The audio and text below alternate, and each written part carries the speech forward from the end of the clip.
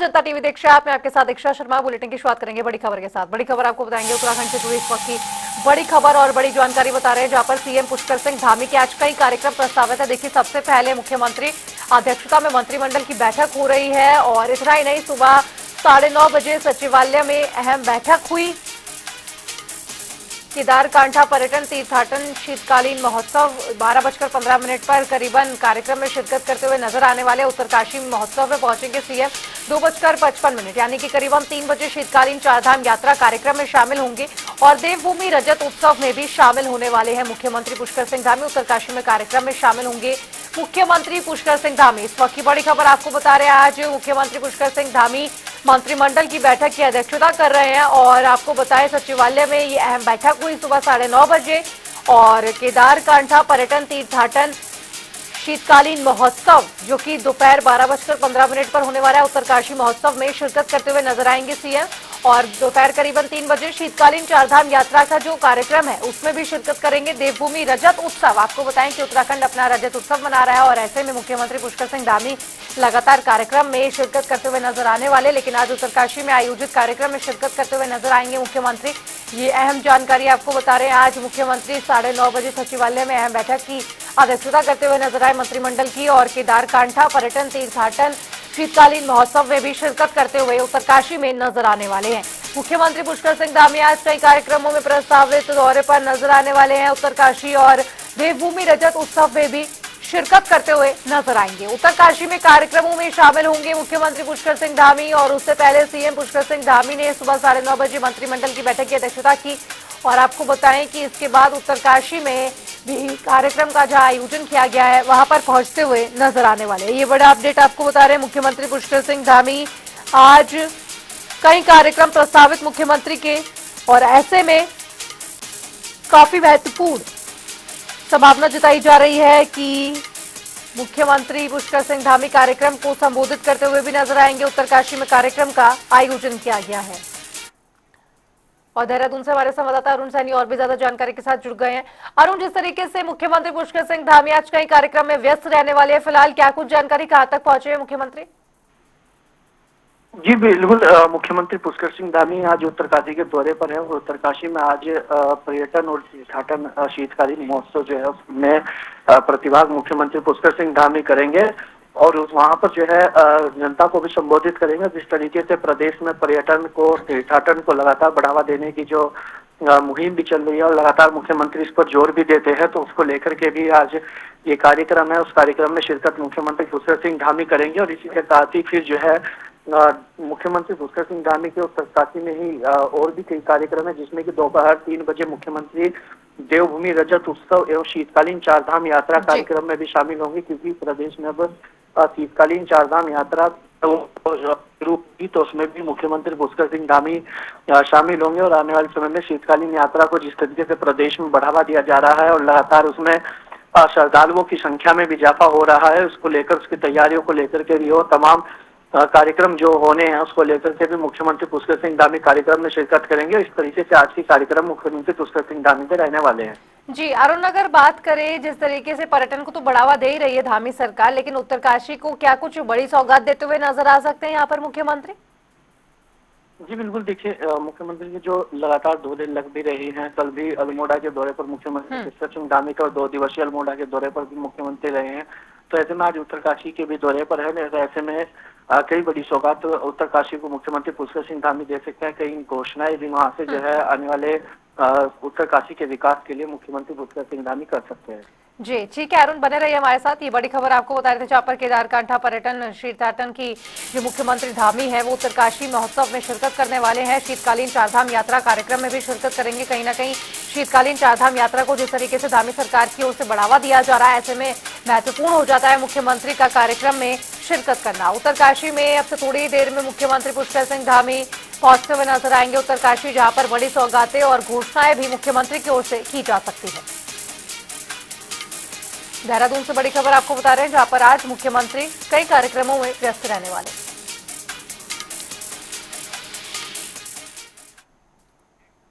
और चलिए बढ़ेंगे आगे, रुक करेंगे देहरादून से आ रही इस वक्त की बड़ी खबर का। बड़ी खबर आपको बताएंगे देहरादून से, जहां पर धामी कैबिनेट की अहम बैठक हो रही है। ये महत्वपूर्ण जानकारी, जहां पर मुख्यमंत्री पुष्कर सिंह धामी की अध्यक्षता में कैबिनेट की बैठक हो रही है।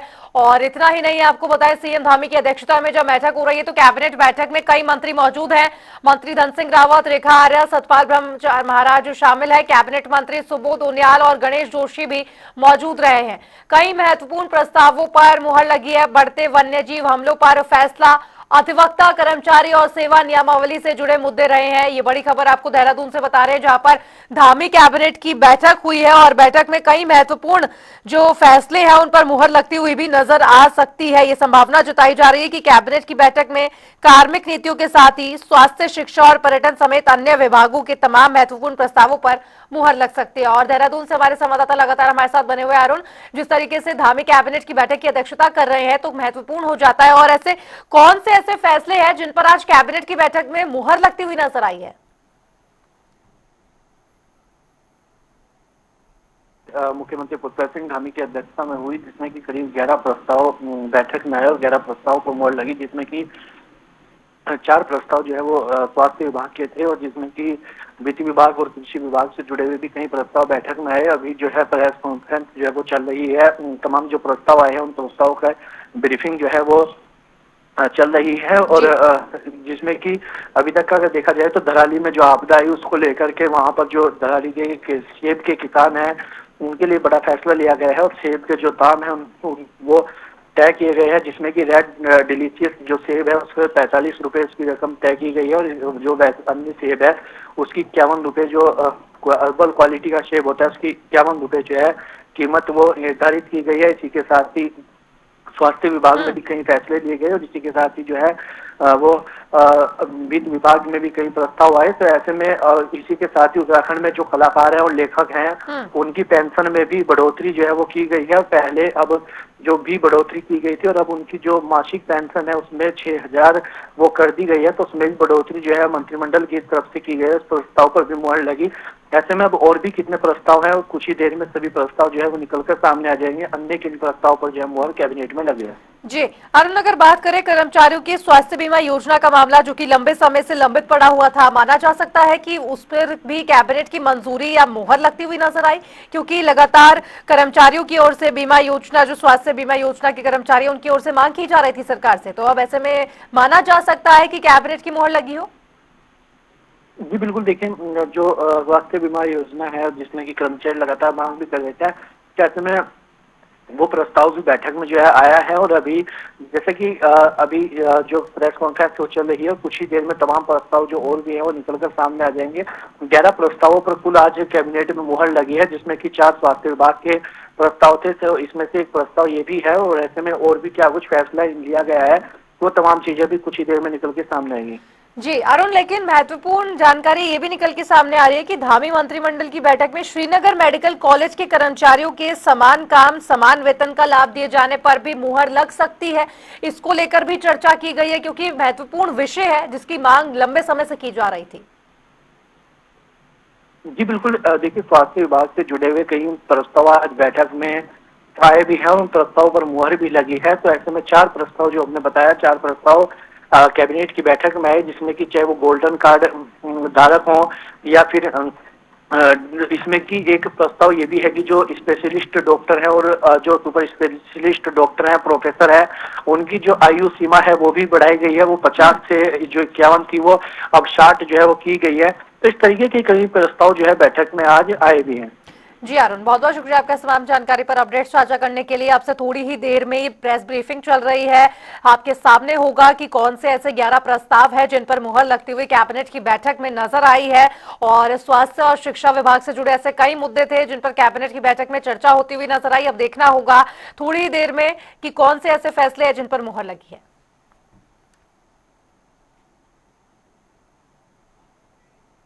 बढ़ेंगे खबरों की ओर, जहां जन जन की सरकार जन जन के द्वार अभियान के तहत कई कार्यक्रम आयोजित किए जा रहे हैं। और इसी को लेकर सीएम पुष्कर सिंह धामी ने कहा कि कार्यक्रम का उद्देश्य दूर दराज और पर्वतीय क्षेत्रों में रहने वाले आम लोगों तक सरकारी सुविधाएं उनके घर के पास पहुंचाना है। साथ ही जानकारी देते हुए बताया कि इस अभियान के तहत सभी प्रशासनिक विभाग न्याय पंचायत स्तर पर जाकर जन सुनवाई कर रहे हैं और लोगों की समस्याओं का मौके पर ही समाधान किया जा रहा है।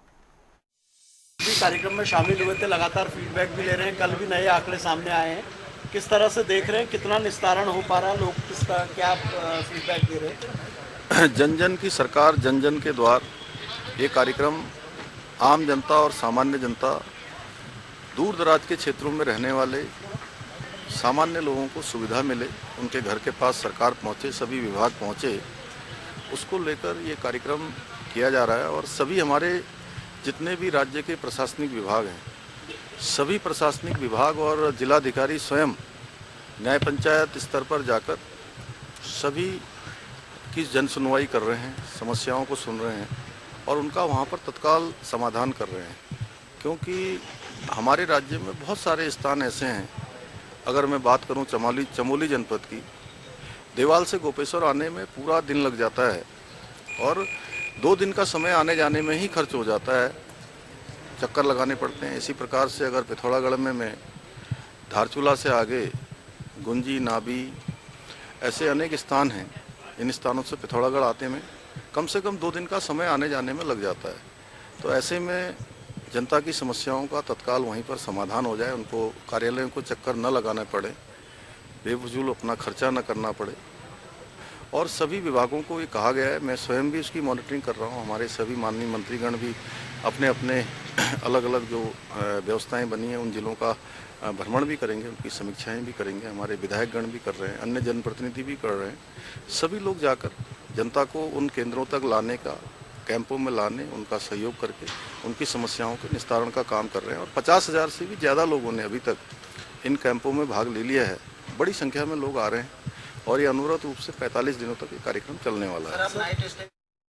और चलिए बढ़ेंगे आगे, रुक करेंगे देहरादून से आ रहे इस वक्त की बड़ी खबर का। बड़ी खबर आपको बताएंगे, पूर्व सीएम के वायरल वीडियो से जुड़ी इस वक्त की बड़ी खबर आपको बता रहे हैं, जहां पर मामले में पुलिस की बड़ी कार्रवाई देखने को मिली है।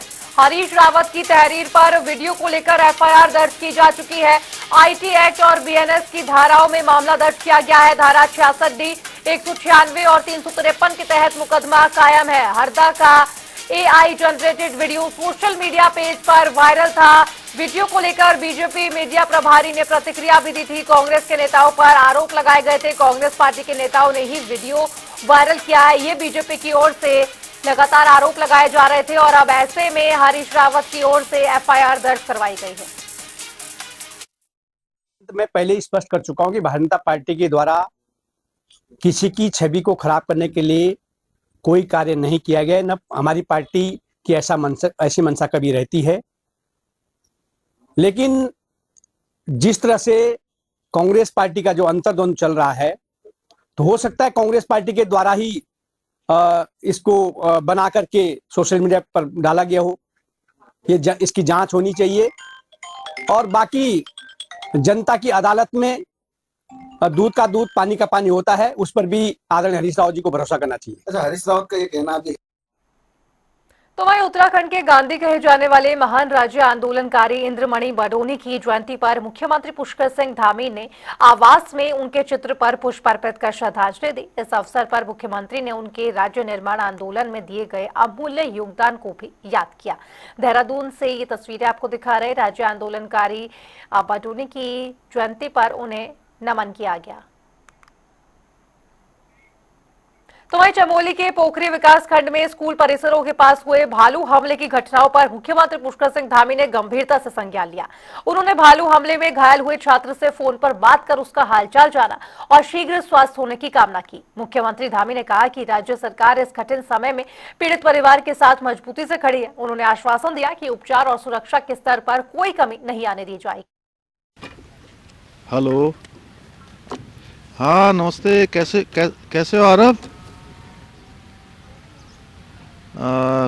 ज़्यादा चोट तो नहीं लगी थी? चलो बेटा, बहुत अच्छा, नहीं लगी ना? चलो बेटा, बहुत अच्छा। और आँख में लगी है? कोई बात नहीं, हम लोग उसका इलाज करवाते हैं, है ना? बहुत बेटा, बहुत अच्छा, आप लोगों ने बहुत बहादुरी का काम किया, सब लोगों ने। तो इसका मेरी तरफ से बहुत आपको शाबाशी है, बहुत, है ना? और हाँ, हम लोग यहाँ से देख रहे हैं, बातचीत भी करी है हमने, सब रिपोर्ट भी मांगी है। तो बेटा चलो, अपना ध्यान रखना। मम्मी पापा है पास में? अच्छा मम्मी हैं, जरा बात करवाओ, नानी से करवा दो। हाँ प्रणाम, आप ठीक हैं?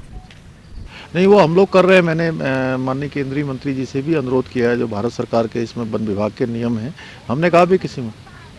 हाँ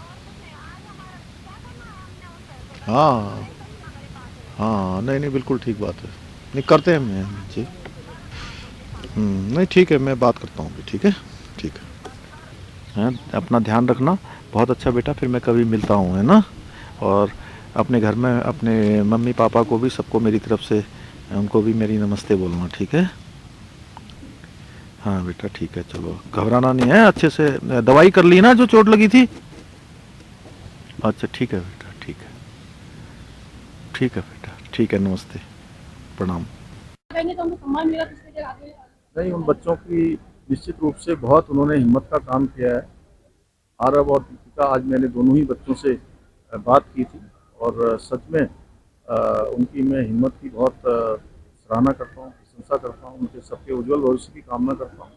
हमारी सरकार जान माल की सुरक्षा को लेकर पूरी तरह से हम संवेदनशील हैं। मैंने भारत सरकार के हमारे वन मंत्री आदरणीय भूपेंद्र यादव जी से भी अनुरोध किया है कि हमको फेंसिंग के क्षेत्र में और जो भी सुरक्षा के जितने भी नियम हो सकते हैं, उन नियमों में, मानकों में छूट देकर हमारे यहाँ पर जान माल की जो क्षति हो रही है, जो ये मानव वन्य जीव संघर्ष बढ़ा है, उसमें हमारे राज्य की मदद होगी। धन्यवाद। तो वहीं आपको बताया कि हरिद्वार के एक निजी होटल में क्रिसमस डे का कार्यक्रम आयोजित किए जाने को लेकर खड़े हुए विवाद में होटल प्रबंधन की सफाई सामने आई है। होटल में मीडिया से बात करते हुए होटल प्रबंधन ने कहा कि कार्यक्रम को रद्द कर दिया गया है। कुछ सोशल मीडिया पेज पर इस कार्यक्रम का प्रचार गलत ढंग से किया गया था। हालांकि अब प्रोग्राम को पूरी तरह कैंसिल कर दिया गया है। और आपको बता दें कि उत्तर प्रदेश पर्यटन विभाग की संपत्ति होटल का संचालन एक निजी कंपनी कर रही है।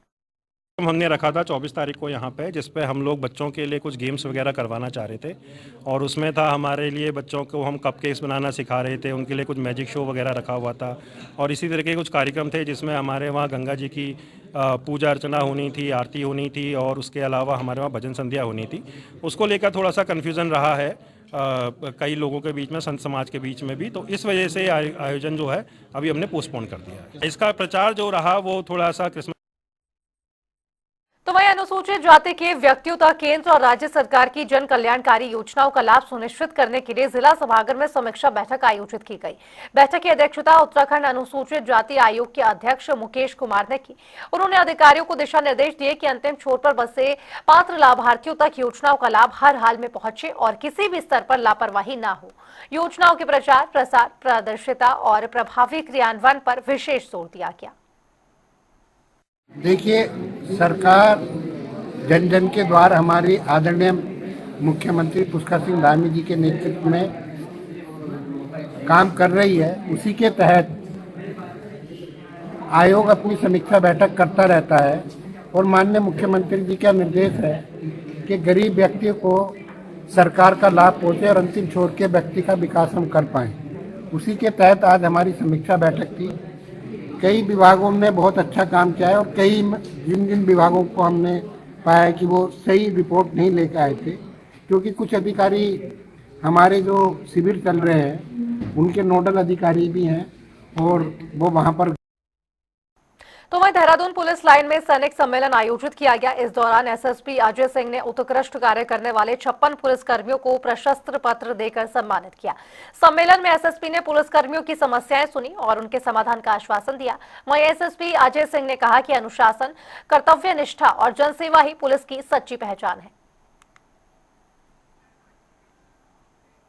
तो उधर उत्तराखंड पुलिस की एसडीआरएफ इकाई ने एक बार फिर अपनी उत्कृष्ट कार्य कुशलता और मानवीय सेवा से अंतर्राष्ट्रीय स्तर पर प्रदेश का नाम रोशन किया है। आपदा प्रबंधन और कठिन परिस्थितियों में संचालित साहसिक बचाव अभियानों के लिए अमेरिकी दूतावास ने एसडीआरएफ उत्तराखंड पुलिस को विशेष स्मृति चिन्ह कर सम्मानित किया। ये सम्मान विशेष रूप से उन तीव्र, जोखिमपूर्ण और सफल रेस्क्यू अभियानों के लिए दिया गया है जिनमें उत्तराखंड के दुर्गम पर्वतीय क्षेत्र में फंसे अमेरिकी पर्यटकों सहित अन्य विदेशी नागरिकों को सुरक्षित बाहर निकाला गया। ये उपलब्धि न केवल बल के मनोबल को नई ऊर्जा देगी, बल्कि आपदा प्रबंधन के क्षेत्र में एसडीआरएफ की विश्वसनीयता को वैश्विक मंच पर और मजबूत करेगी। एसडीआरएफ द्वारा किए गए रेस्क्यू कार्यों के लिए अमेरिकी दूतावास द्वारा मेडल और प्रशस्ति पत्र से सम्मानित किया जाना पूरे एसडीआरएफ बल के लिए अत्यंत गौरव का विषय है। एसडीआरएफ माननीय मुख्यमंत्री जी के दिशा निर्देशन में पूरे प्रदेश में रेस्क्यू अभियानों का संचालन करती है।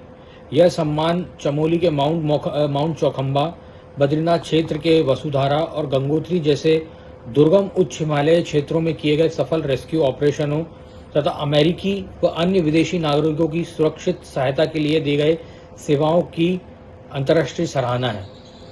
अत्यंत विषम मौसम, ऊंचाई, ग्लेशियर और दुर्गम रास्तों जैसी चुनौतियों के बावजूद एसडीआरएफ के जाबाज कार्मिक हर अभियान में अदम्य साहस, अनुशासन और टीम भावना के साथ कार्य करते हैं। यह सम्मान हमारे सेवा, सुरक्षा और समर्पण के संकल्पों को और मजबूत करता है तथा भविष्य में हमको और बेहतर काम करने की प्रेरणा देता है। धन्यवाद। जय हिंद। तो वहीं उत्तराखंड में रिकॉर्ड मानसून के बाद भी दिसंबर बीतने तक औली सहित ऊंचाई वाले इलाकों में न बर्फबारी हुई है और न ही बारिश। ऐसे में जनवरी 2026 में प्रस्तावित नेशनल विंटर गेम्स पर संकट के बादल मंडराने लगे हैं। मौसम विभाग पहले ही सामान्य से कम बर्फबारी की चेतावनी दे चुका है। वहीं औली में मौजूद आर्टिफिशियल स्नो मेकिंग मशीन सालों से बंद पड़ी है। इसी के साथ विंटर गेम्स एसोसिएशन का आरोप है कि पर्यटन विभाग और जीएमवीएन की उदासीनता के कारण न तो समय पर तैयारियां हुई है और न ही ठोस कदम उठाए गए हैं। मैं Ajay Bhatt, Auli winter game association of Uttarakhand का सदस्य हूं। हमें आपको ये बताते हुए बड़ा हर्ष हो रहा है कि औली में हमारे पास आर्टिफिशियल स्नो मेकिंग सिस्टम है जो लगभग 2018 से बंद है। अगर हम उस सिस्टम को अगर आजकल चलाते तो हमें बहुत अच्छा आर्टिफिशियल स्नो मिलता, और जिसमें कि अभी पूरे हिमालय में अभी तक बर्फबारी नहीं हुई है, चाहे कश्मीर हो, चाहे हिमाचल हो, चाहे अदर हिमालयन रीजन हो, और या फिर उत्तराखंड में कहीं भी अभी हायर रेंज में ही स्नो नहीं है। तो अगर और हमारे पास टेम्परेचर इस समय बहुत अच्छा टेम्परेचर है जो माइनस से भी नीचे है, तो ये बहुत राइट टाइम था स्नो बनाने के लिए। बट हमारी स्नो मेकिंग सिस्टम काफ़ी टाइम से बंद है, जिसमें काफ़ी मेंटेनेंस भी है और कई छोटे मोटे इश्यूज हैं। तो अगर सरकार इसमें थोड़ा सा गंभीरता से अगर लेती है और स्नो मेकिंग सिस्टम को चलाती है, और तो फिर हम ये बर्फ बना सकते हैं। कृत्रिम बर्फ में हम पूरे भारत के टूरिस्ट को अट्रैक्ट कर सकते थे, और यहाँ पे जैसे न्यू ईयर और क्रिसमस आने वाला है और होटलों की काफ़ी बुकिंग्स हैं, काफ़ी टूरिस्ट यहाँ पे आएंगे। अगर तब तक बर्फ नहीं होती है तो कृत्रिम बर्फ एक ऑप्शन जरूर था टूरिस्ट के लिए और इस इलाके के लिए, और टूरिस्ट को अट्रैक्ट करने के लिए एक हमारे पास पॉइंट था, बट जो अभी बंद है। और अगर हमारे पास सही समय पे वो बर्फ भी बनी होती तो हमारे शीतकालीन खेलों को भी आसानी से आयोजित किया जा सकता। और चलिए रुक रहे एक छोटे से ब्रेक के लिए। आप देखते रहिए जनता टीवी।